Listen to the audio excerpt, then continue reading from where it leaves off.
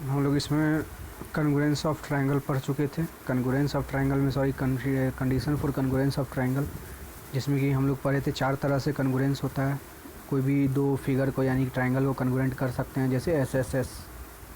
S से triple S से, यानी अगर किसी भी ट्रायंगल, दो ट्रायंगल का अगर साइड इक्वल हो, ठीक है, तीनों साइड उसका करस्पॉन्डिंग साइड इक्वल हो, ये कल हम समझा दिए थे बोर्ड पर। आज हम लोग जानेंगे एस ए एस और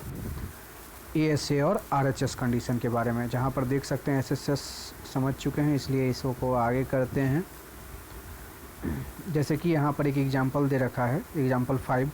ये पहले समझते हैं, एस एस एस से ही है।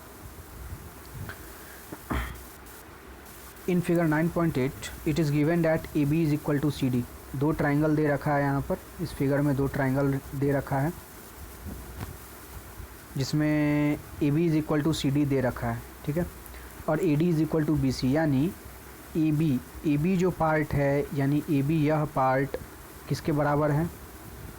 सी डी के बराबर है, इसके बराबर है। और ए डी जो पार्ट है इसका, ए और डी, यानी कि ये वाला पार्ट किसके बराबर है, सी बी के बराबर, यानी बी सी के बराबर है। Then prove that A D C, triangle A D C is congruent to triangle C A D, ठीक है। तो ऐसे में हम लोग क्या करेंगे, जैसे कि ये स्टेप तुमको देखना है, इस स्टेप से हम लोग प्रूव करेंगे। प्रूव करने के लिए पहला जो हमारा स्टेप होगा, ऐसे ही लिखना होगा कि in triangle A D C and triangle C B A we have, हम लोग के पास क्या है, तो पहला जो गिवन रहता है वो हम लोग लिख लेते हैं। जैसे दे रखा है ट्राइंगल ए डी सी में क्या है, B A is equal to D C, already given है, उसी प्रकार से साइड में हम लोग गिवन लिख लेंगे, क्योंकि ये पहले ही क्वेश्चन में दे रखा है। दूसरा कि सी बी ए डी के बराबर है, ठीक है, सी बी जो है ए डी के बराबर, यह भी गिवन दे रखा है। और ए सी जो देखो, ए सी क्या है, ए सी क्या है, कॉमन है। कॉमन इसलिए बोला गया है क्योंकि यह बेस है, और यह बेस देखो, इसी बेस पर दोनों ट्राइंगल बन रहा है। So A C is common because A C is coming in the both triangle as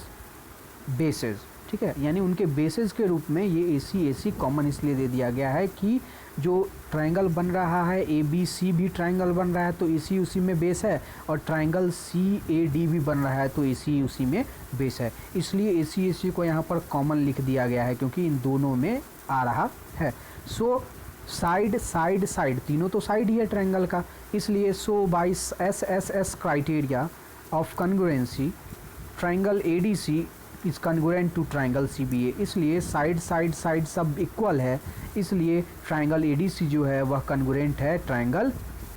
C B ए के। अगर अब तुमको अगर इसमें कोई पूछता है कि बताइए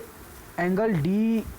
बी के बराबर होगा या नहीं, एकदम होगा, क्योंकि हम लोग पढ़े हुए हैं कि अब जब कोई दो ट्रायंगल साइड साइड साइड से या किसी भी क्राइटेरिया, कन्ग्रुएंसी के किसी भी क्राइटेरिया से इक्वल हो जाता है, यानी कन्ग्रुएंट हो जाता है, तो उसका हर एक पार्ट, बोले तो साइड या फिर उसका हर एक एंगल कन्ग्रुएंट हो जाता है उसके करस्पॉन्डिंग एंगल से। जैसे बात करें एंगल डी के corresponding angle B, so angle D is equal to angle B, direct हम लिख सकते हैं, लेकिन किस तरह से हुआ, तो by C P C T. और ये सी पी सी टी तभी हम यूज करेंगे जब हम ऑलरेडी एक तरह से, जैसे हम लोग का यहाँ था, तो ये पहले कन्ग्रुएंट कर लेंगे, अब तब लास्ट में हम लिखेंगे, अगर दिया रहेगा तब कि प्रूव करिए डी इक्वल टू बी है, angle B equal to D है। तो ऐसे में angle B is equal to D तभी प्रूव कर पाएंगे जब हम लोग